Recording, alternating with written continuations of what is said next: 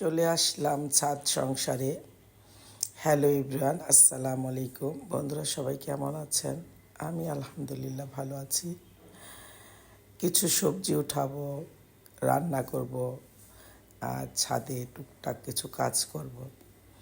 আজকে off day, আজকে রান্না হবে, গল্প হবে, আর ছাদ সংসারে কিছু টুকিটাকি কাজ করব। বন্ধুরা সবাই সাথে থাকবেন, ভালো লাগবে ইনশাল্লাহ। এই যে আবার কয়েকটা মাটির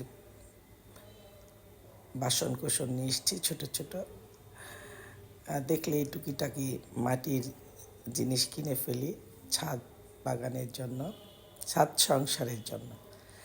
এদিকে যে আমার সুন্দর সাজনে ঝুলছে, এগুলো রান্না হবে টমেটো দিয়ে। তারপর একটু চুলোটা লেপা পোছা করে নিচ্ছি। সুন্দর করে পরিষ্কার করে জিনিস যত্ন করে ব্যবহার করলে ভালো থাকে। আমার চুলোটা আমার নিজের হাতে বানানো। বন্ধুরা যারা ভিডিও দেখেন আমার, তারা তো অবশ্যই জানেন এই চুলোটা আমি নিজে বানিয়েছিলাম।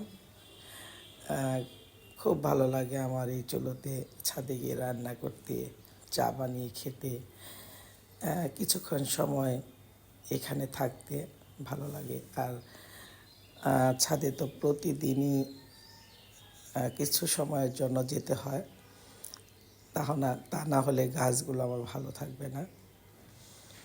গাছগুলো পরিচর্যার জন্য গাছের কাছে না গেলে মোট কথা গাছ ভালো থাকে না।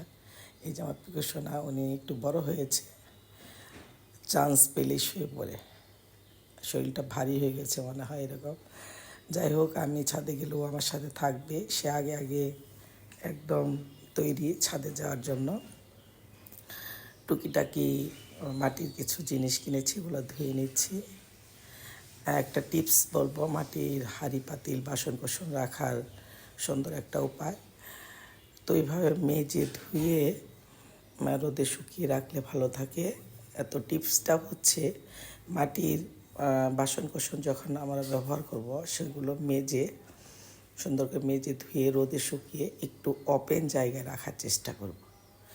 ওপেন জায়গায় রাখলে একটু বাতাসে থাকলে মাটির আসবাবপত্রে ফাকুন্দা টাইপের একটা হয়, সেটা আর হয় না। তো আমরা যদি ক্যাবিনেটে বা বন্ধ জায়গায় রাখি, সেই ক্ষেত্রে বাসনগুলো একটু ফাকুন্দা হয়ে যায়।